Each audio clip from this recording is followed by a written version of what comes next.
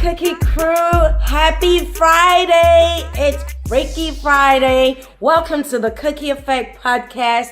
I'm your girl, Cookie. Welcome, welcome, welcome. It's Friday. We're excited. All is blessed. I hope you guys are doing great. Thank you guys so much for subscribing to my YouTube channel. I hope you guys are enjoying it. Listen, join the Cookie Crew family. This is the place to be, okay? All right, guys, on today's episode, I just wanted to just keep it light and cute, okay? How about we talk about surviving African parents? Oh my goodness, how many of you are really raised by African parents? How many of you are raised by African parents? I am. All right, guys, let's break it down. So I'm African, Nigerian to be exact. I was born in Nigeria. I left Nigeria when I was a little girl and we moved to England. Okay. So we moved to England and basically, I had to realize really quickly, okay, I had to realize really fast that if you have African parents, it doesn't matter where in the world, okay, where in the world you live in, they are going to raise you with African morals no matter where you are. So the rules stay the same. You eat African food. You follow African rules. Regardless, you could be in England, you could be in Australia, you could be in the United States. It doesn't matter to African parents. As long as you're in their house, oh yeah, we are Nigerians, period. Okay? So I thought I was reminiscing about my childhood and it made me giggle. So I just thought, hey, let me give you guys some do's and don'ts in surviving African parents, okay? Now, you African parents, you African kids can relate to this, okay? Number one, under no circumstances within an African household should you, as a child, talk back to your parents. Absolutely not. Do not talk back to your parents. They will whoop your ass. You will be dragged, okay? So don't even flinch. Do not raise an eyebrow. I don't even care. Even in your mind, do not even think evil thoughts because somehow African parents are psychic.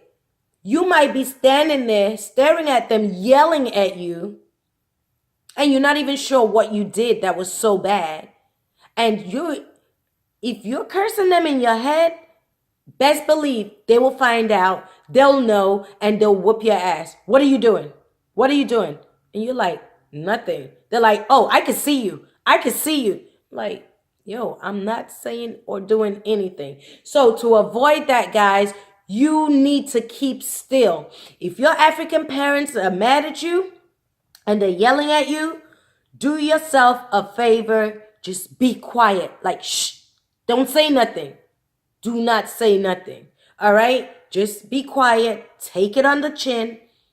Hope for the best. Okay? Hope for the best. But under no circumstances must a child speak back to an adult in an African household. Okay? That's number one. Number two, okay? Under no circumstances in an African household, okay, must you as a child come home with bad report card. Hell to the no, that's never gonna happen. And if that happens, it's a wrap for you. Just know that you're dead when you get home. This used to happen to us, right?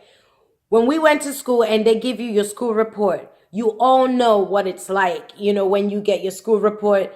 Some people, okay, if you're from other cultures, this is exactly how it goes. You get your school report and you're just like shitting yourself. You're just like, oh my God, you're nervous, you're sweaty, your palms are sweaty. You're looking at this envelope, it has your parents' name on it, and you're like, oh my goodness, if my grades are low, and with African parents, a C is a fail. A C is a fail in an African household.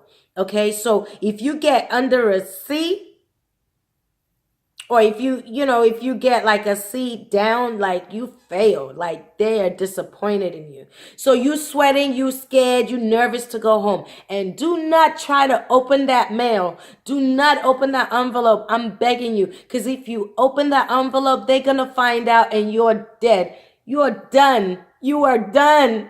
Do not open that envelope, okay? Don't open the envelope, but trust me, you have to start praying to the gods that you have good grades. In fact, you need to start planning your escape route, because all hell's gonna break loose if your parents open up that envelope and it says C or below. You're done. So African kids, all we do is study. That's all our parents ask us to do. Like, you cannot breathe without studying. Everything is study. There's no fun in an African household. No fun. You must study. Study, study, study. That's the rules. All right. Next thing is, if you're raised by African parents and you're living under the roof of African parents, under no circumstances as a child should you ask, can I go out? Excuse me? Where you going? To where now? What? Oh, hell no. African parents do not. You're just not allowed to go out. I don't know what that is. They won't let you go out. You can't even go out to play with your friends. Go out where? They're going to look at you. And then they're going to be like, where do you think you're going? Who are you going out with? I don't know their parents. Oh, no, they're riffraffs. But, Mom, you don't know these people. We never went out to play. We never went out to play. In an African household, your friends are basically friends of your parents.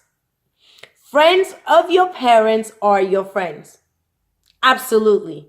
African households you do not bring any school friend. Where? No, we don't do that. No. So we used to, like, our parents, for us to have fun, we would just wait till our parents go to their friend's house and then they drag us there.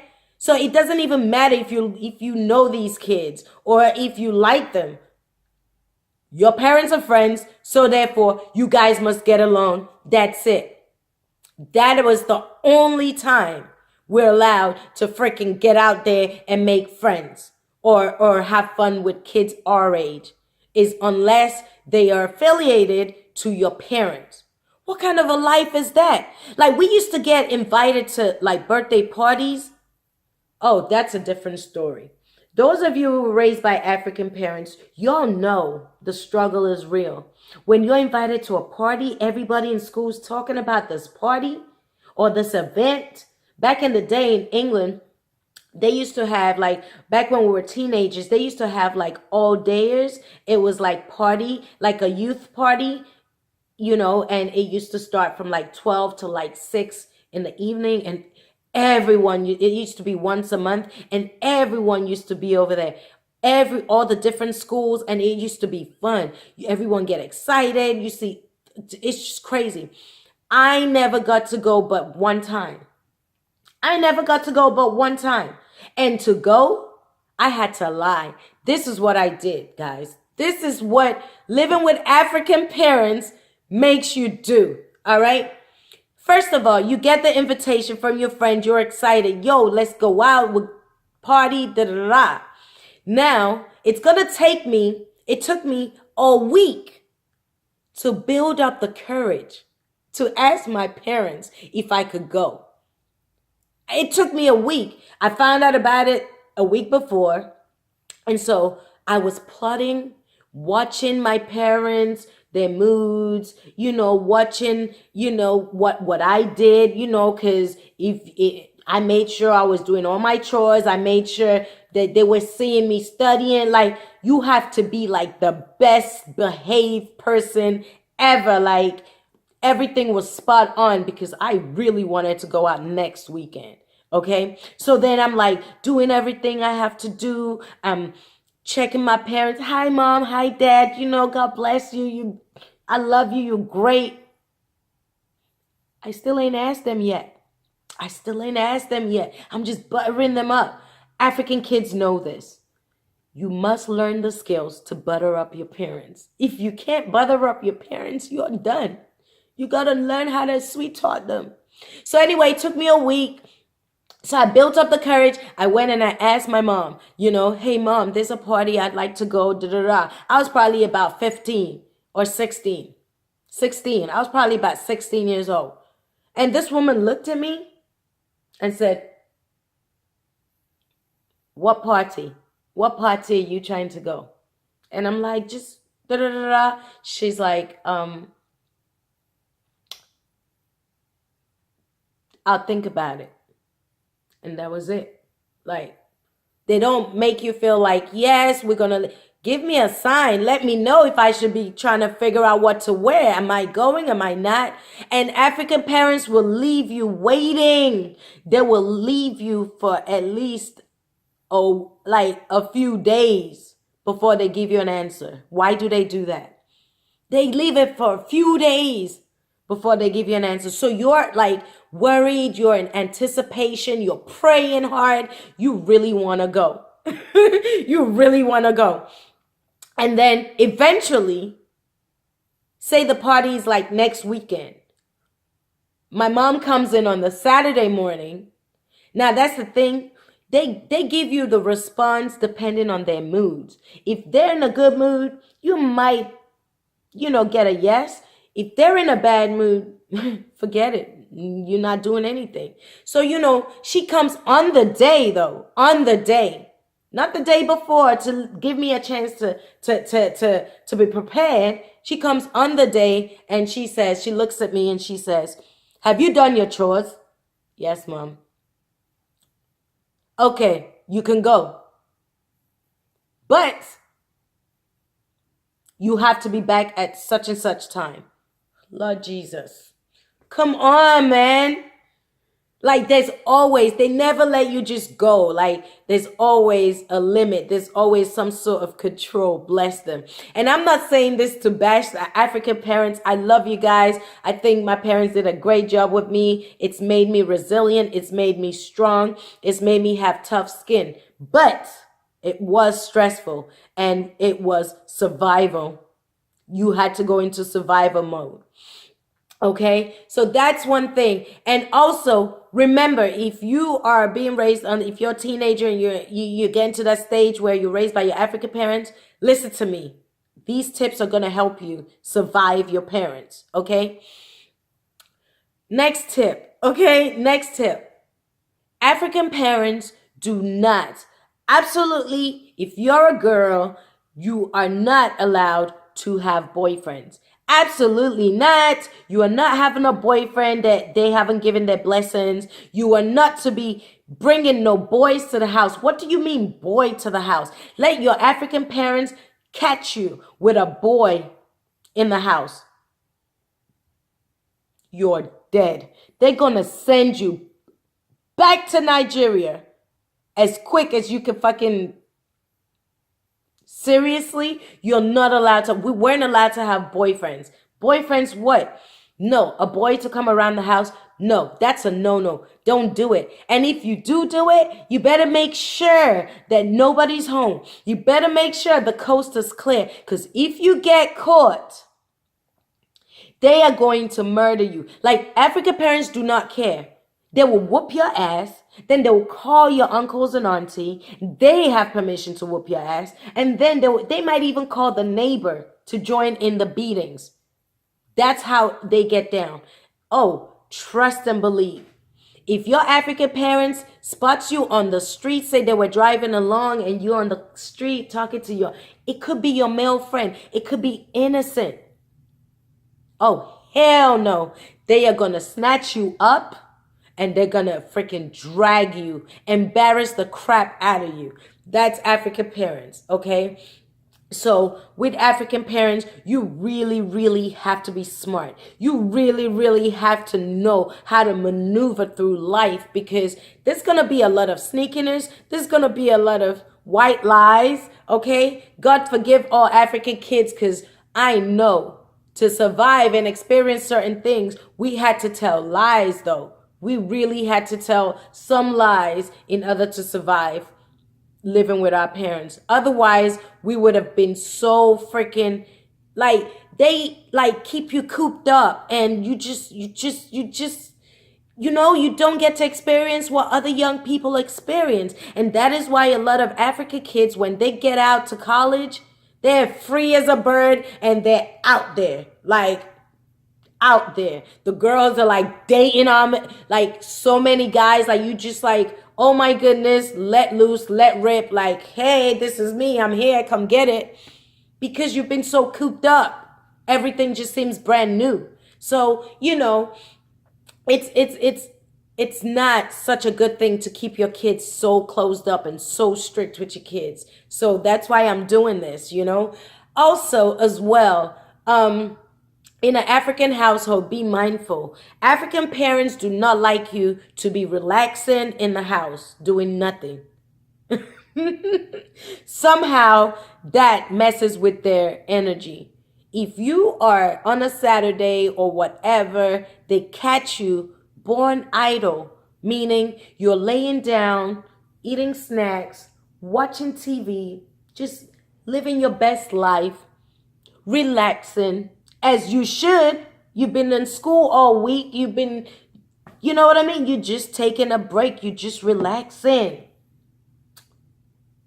They will come in and they'll be like, what are you doing? What are you doing? So you, at all times, if you're being raised by African parents, you must know the signs of when you should look busy or not busy.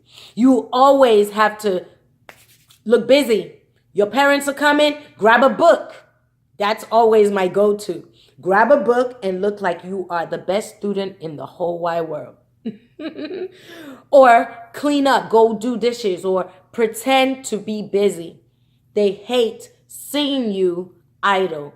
They will curse at you. They will tell you you're lazy. What are you doing? Why are you sitting here doing absolutely nothing?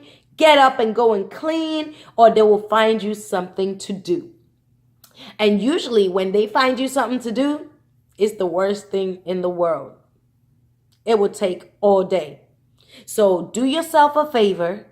If you see your parents coming in, you better get up and start acting like you're doing something. Usually I pick up a book. Okay? Plus you might learn something. But yeah, it was just, living with my African parents, trust and believe, it was hard.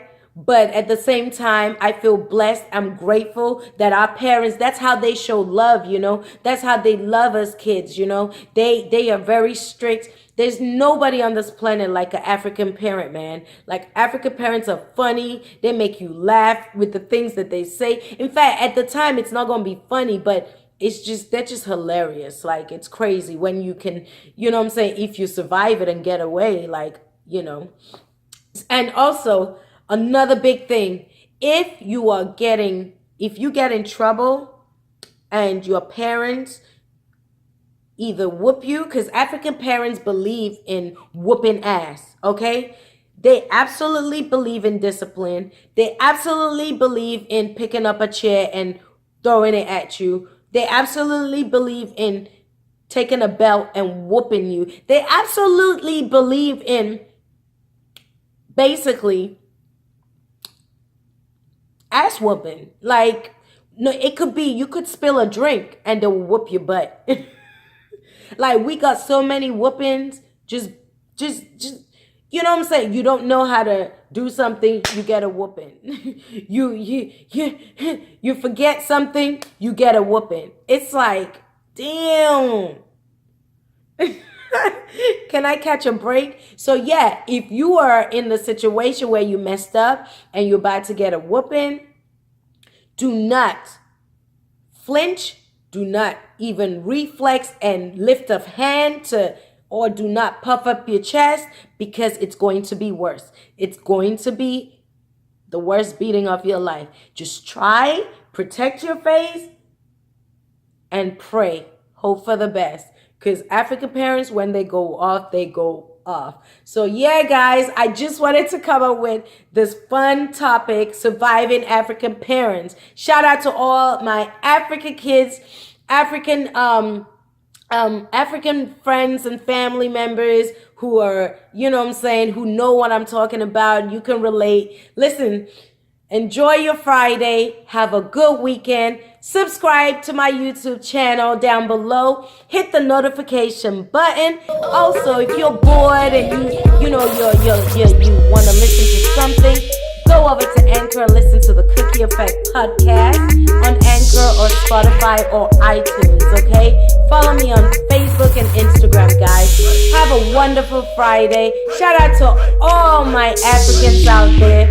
Shout out to all of us who made it out of the house, alive. And shout out to those of you who are still right now teenagers and living with your African parents. Cookie, Miss Capricorn is Tell It Like It Is. Cookie Crew,